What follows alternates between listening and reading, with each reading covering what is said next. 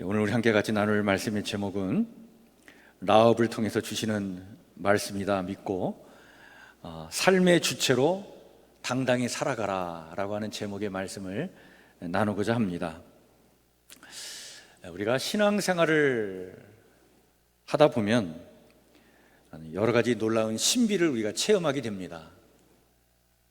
그 중에 놀라운 신비 중에 하나는 뭐냐면 우리 인간의 참된 인간됨을 우리는 하나님과의 관계에서 그걸 발견하고 그걸 찾고 더 선명하게 그것을 체험할 때가 있어요.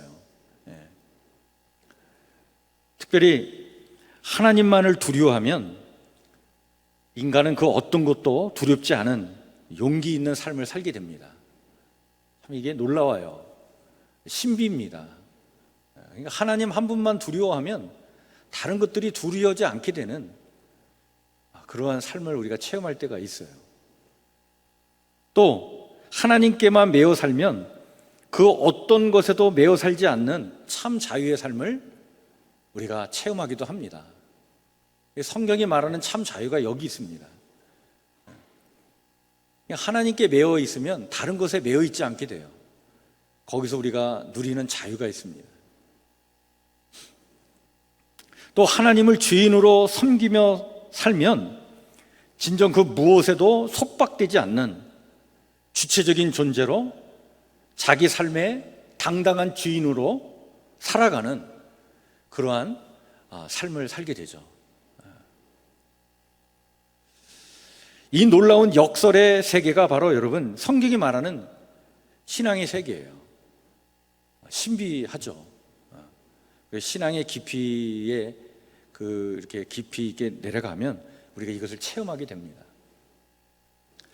무엇보다도 하나님은 우리의 인생이 그 무엇에 종이 되어 가지고 그것에 이용당하고 지배당하여 살아가는 객체가 아니라 당당히 자기 삶의 주체로 주인으로 살아가도록 우리를 도와주시는 분이셔요. 하나님은 본질상 스스로 있는 분이십니다. 모세가 사명을 받아가지고 이집트로 자신의 동족들을 구원하러 갈 때 자신을 보낸 분의 이름을 만약 동족들이 물어본다면 뭐라고 해야 하는지 하나님의 그 이름을 묻자 하나님은 당신의 이름을 이렇게 일러주시죠. 나는 스스로 있는 자다. 이 스스로 있는 자라고 하는 뜻은 무슨 말이냐면 하나님은 그 무엇에 의하여 이용당하지 않는 분이라는 얘기예요. 하나님은 그 누군가의 객체로 있는 분이 아니라는 거예요. 주체지.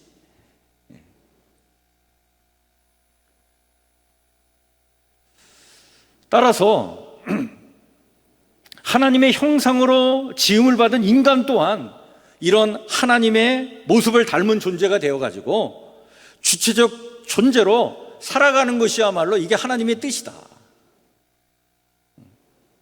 그러므로 하나님은 이집트에서 430년 동안 노예로 살던 이 백성들을 그곳에서 구원해 내셔가지고 가나안 땅으로 인도하여 더 이상 그 무엇에 지배되지 않으며 하나님 나라 백성답게 정말 멋지고 당당하게 주체적 존재로 살아가도록 은혜를 베풀어 주신 거예요. 그게 이집트에서의 구원의 사건입니다. 이방인이었지만 이렇게 당당히 자기 삶의 주인으로 또 주체적 존재로 살아가기를 간절히 원하며 몸부림쳤던 인물이 하나 있어요. 그 사람이 바로 오늘 우리가 살펴볼 라합이라고 하는 여인입니다. 오늘 우리가 읽은 본문의 말씀에 보면 2장 1절에 라합이라고 하는 이름 앞에 라합이 직업이 뭐라고 나와 있냐면 뭐라고 돼 있죠? 기생이로 돼 있습니다. 그래서 우리가 항상 라합이라고 하는 이름 앞에는 항상 그 수식어가 따로 붙게 되는데 기생 라합 이렇게 얘기하지 않습니까? 기생이라는 것은 사실은 창녀라는 뜻이죠. 창녀는 인류 역사에서 가장 오래된 직업 중에 하나입니다. 고대 근동에서는요, 이 매춘이 사원 매음에서 시작이 되었어요. 주전 4000년경에 메소포타미아에서는 각지의 신전에 모여드는 참배객들을 위해서 그 여사제가, 또는 여승이라고 하죠, 여사제가 접대를 맡아서 했는데, 이 사원을 방문한 여행객들의 여독을 풀어주기 위해서 시작된 일련의 봉사가 그것이 나중에는 매친으로 발전을 하게 됩니다. 이렇게 해서 신전의 재정을 충당했고, 처녀성을 제사장이나 순례자들에게 바치는 것을 신성한 행위로 여기게 됐죠.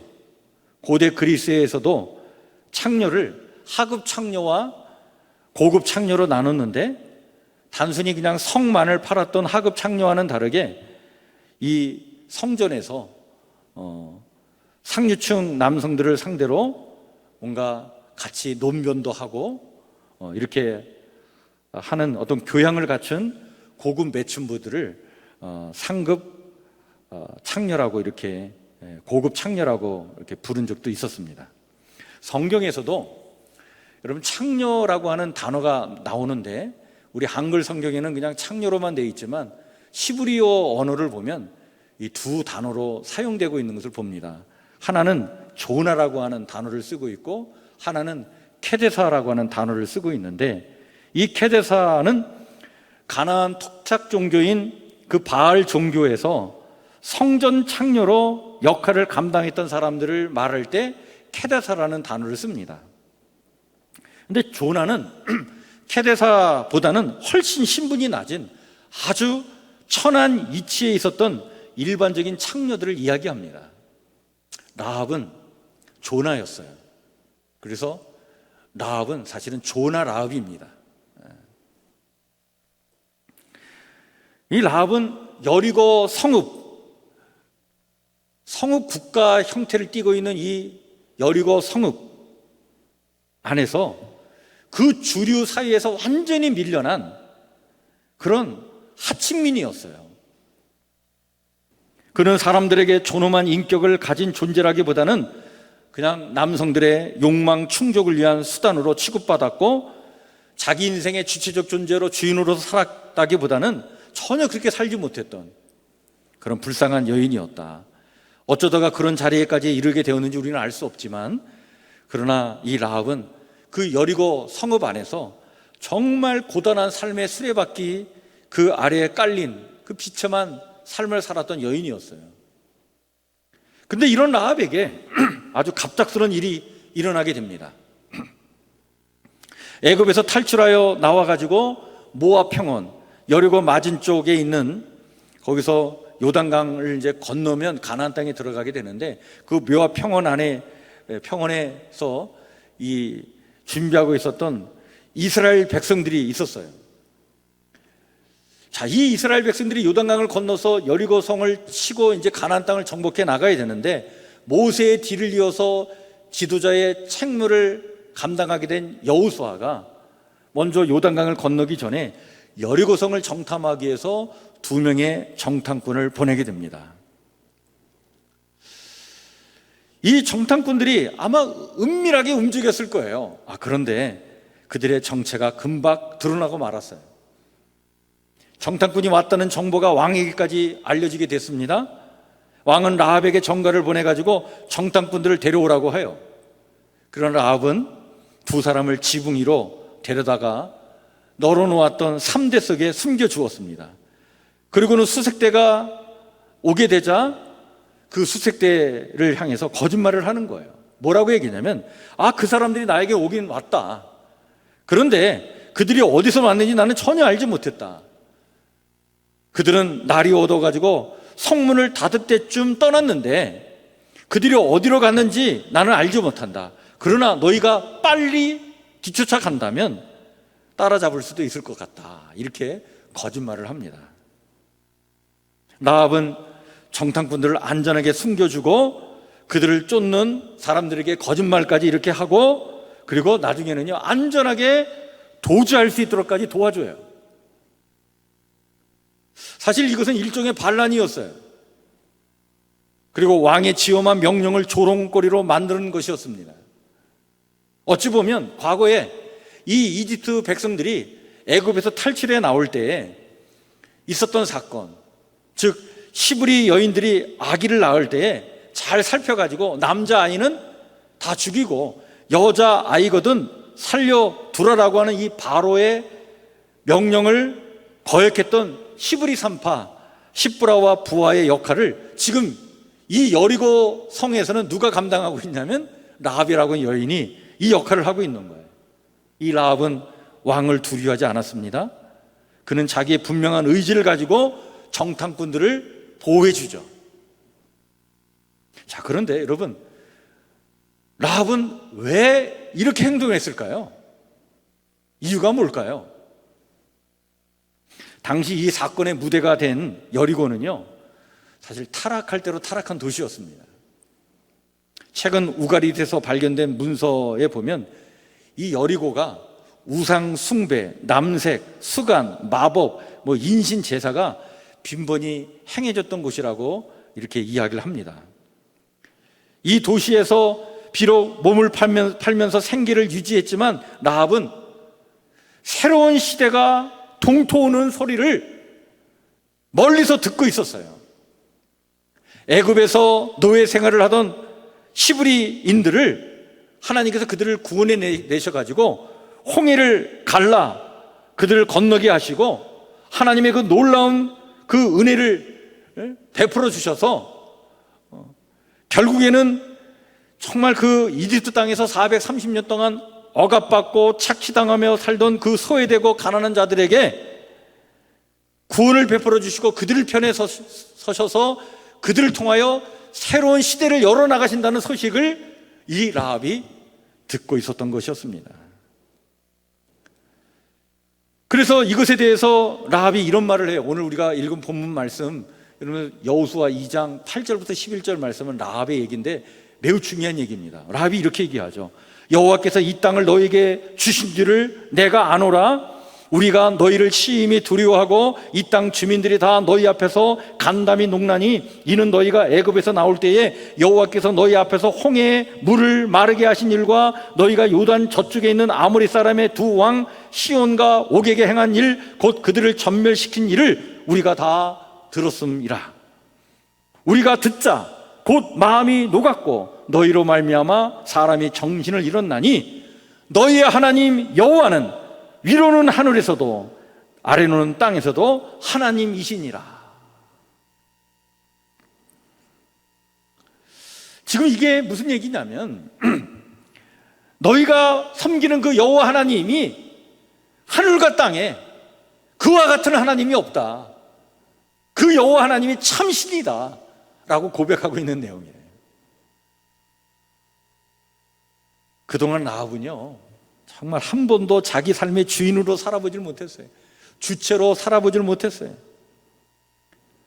근데 이 라합이 그 밑바닥 인생이지만 아주 예민한 지각력이 있었던 것 같아. 어마어마한 변화가 지금 일어나고 있는 것을 감지한 거예요. 그 어마어마한 변화라고 하는 것은 정말 자신과 같은 처지의 사람들을 정말 몸도 마음도 만신창이가 돼가지고 이 땅을 살아가는 사람들을 구원하셔가지고 그들을 통해 뭔가 새로운 역사를 펼쳐나가는 여호와라고 하는 신이 있단 말이지. 그분이 그 시브리인들을 애굽에서 해방시켰을 뿐만 아니라 요단강 동편에 있는 땅도 다 차지하게 하시고 이제 요단강을 건너려고 하고 계신다.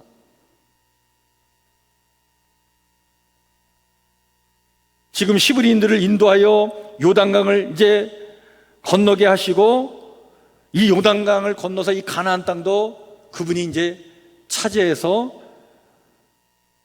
그렇게 가난하고 고통받고 있는 자들에게 이 땅을 주시려고 하는데 그 하나님에 대한 동경, 그런 믿음, 이것이 이 라합에게 생기게 된 거예요. 그 하나님께서 나와 같은 인생도 이렇게 짓밟히고 비참하게 살아간 인생도 정말 구원해 주셔서 주체적인 존재로 살아가도록 해 주실 것이라고 하는 그런 간절함이 라합에게 있었던 것이죠. 그 간절함으로 바로 정탐꾼을 도왔던 것입니다. 라합은요, 여리고인들이 섬기는 신들이 얼마나 기만적인지를 잘 알고 있었어요. 가진 자들만을 위해 일하는 신들로 인해 밑바닥 사람들의 삶은 더욱 피폐해져 가고 있는 것을 몸으로 체험하고 있었어요.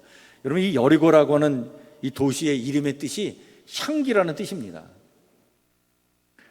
그런데 달신을 섬기는 곳이라고 하는 뜻도 내포되어 있는데 풍요와 안전을 제공해 준다는 달신을 숭배하는 이 여리고 성인데, 근데 풍요와 안전을 바라지만 정작 라합과 같은 인생에게는 풍요와 안전이 없는 땅이 여리고예요. 사회적 박탈감을 느끼면서 살 수밖에 없었던 이 라합에게는 히브리 노예들의 애굽 탈출 이야기가 정말 새로운 희망의 소리로 들려온 거예요. 노예살이를 운명으로 여기지 않고 자유를 향한 여정을 시작한 그 무리들에 대한 막연한 동경이 이 라합의 마음에도 싹트게 되었고, 그런 중에 정말 놀라운 일이 벌어진 거예요. 그들의 정탐꾼들이 자기 집에 찾아온 게 된 거예요. 라합은 이것을 새로운 역사의 초대로 받아들였습니다.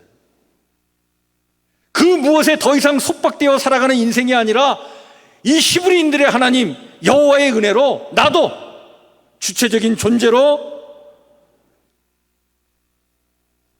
살아가는 그런 인생의 전환의 기회로 한번 삼아야 되겠다라고 하는 그런 자각이 일어나게 된 거예요. 이런 개인의 간절함에서 야훼 하나님을 나의 하나님으로 고백하여 맞아들였던 이 라합. 그런데 여러분, 여기서 놀라운 일이 일어나게 됩니다. 그것은 바로 뭐냐면, 하나님은 이런 라합을 그냥 짓밟히는 인생이 아니라 자기도 뭔가 주체적인 인생이 되고자 몸부림쳤던 이 여인을 하나님은 이제 이스라엘 민족이 광야 시대를 끝내고 이제 가나안 시대로 들어가는 그 역사의 길목에서 새 시대의 문을 여는 관문의 역할을 감당하도록 하나님께서 이 라합을 축복해 주셔요.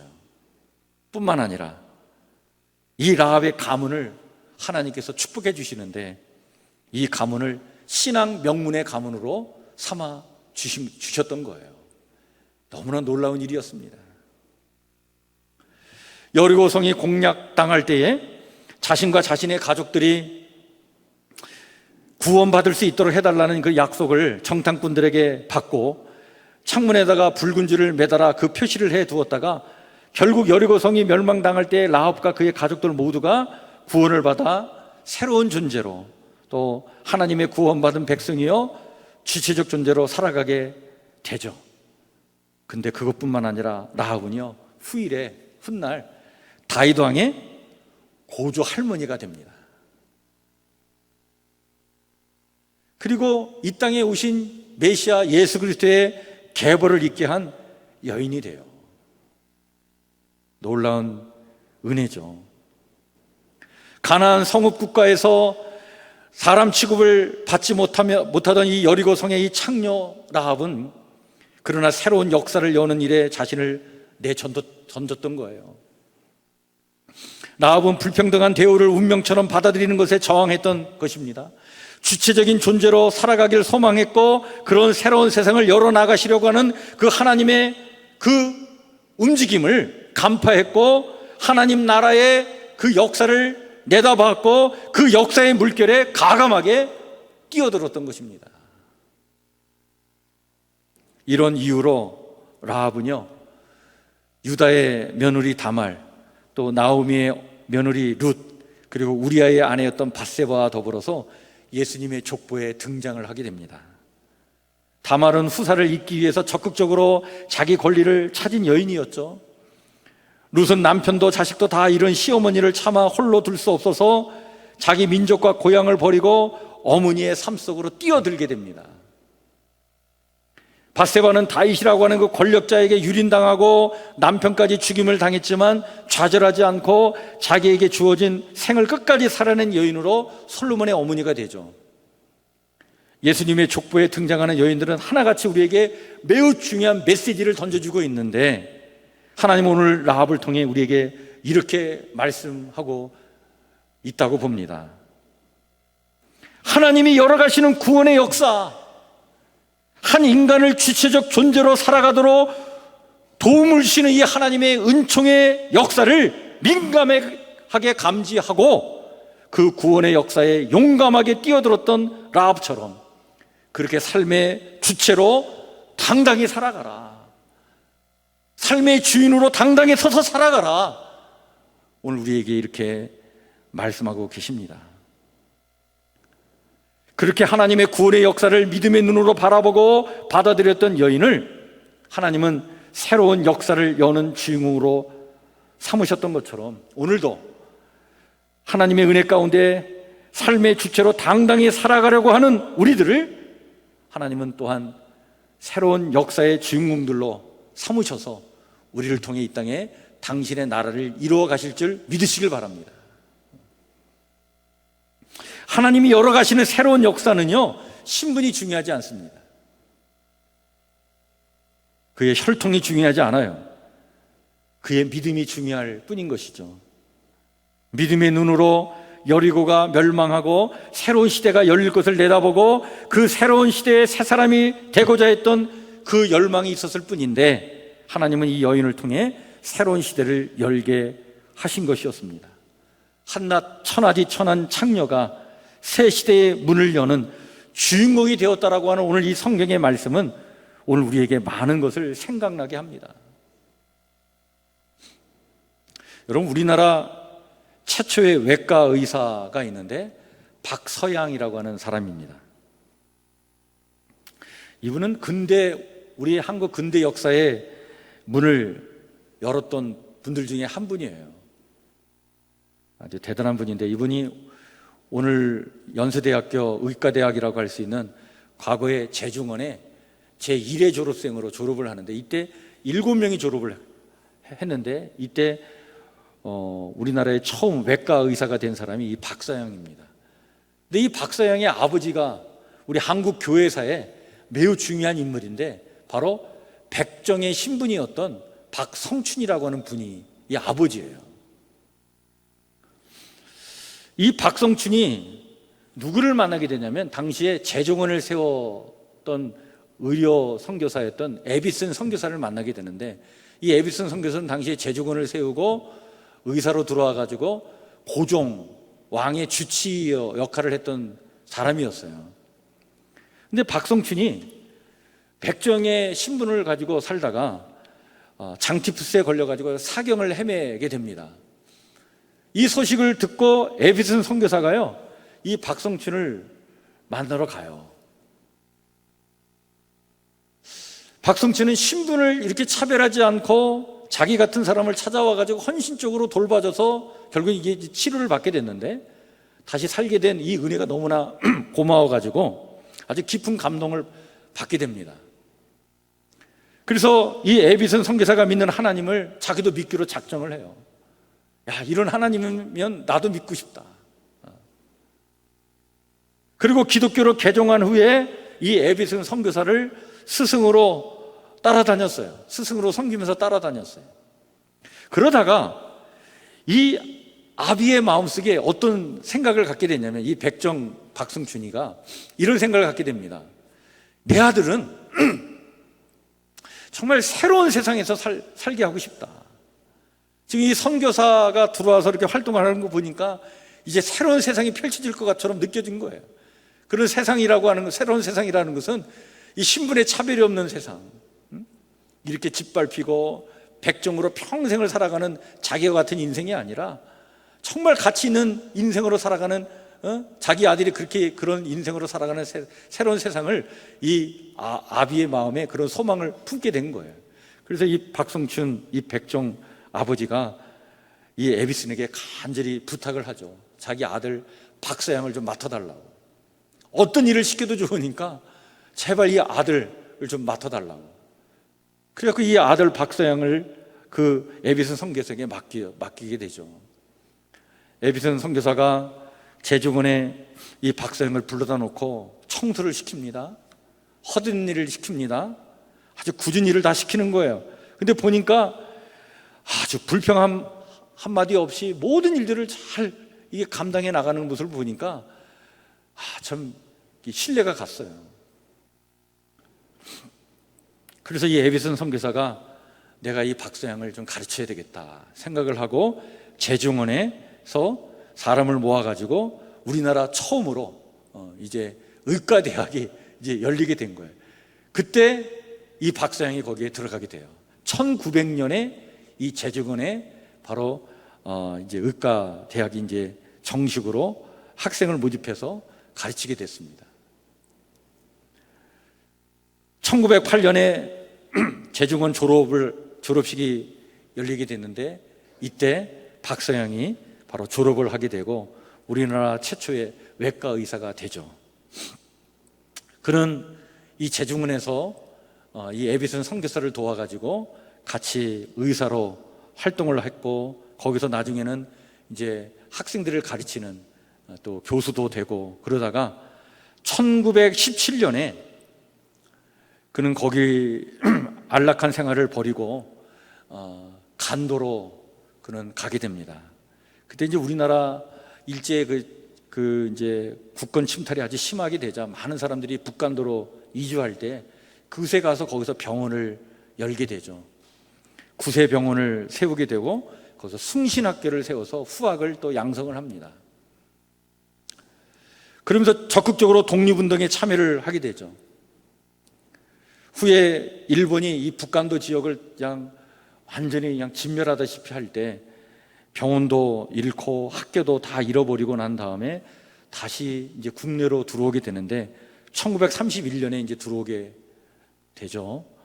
그리고 이제 해방을 한 5년 앞두고 그는 55세의 젊은 나이로 세상을 떠나게 되는데 근데 이 대한민국 근현대사의 이 박성춘과 박서양 이 부자의 이야기는 잊을 수 없는 이야기가 돼버렸습니다.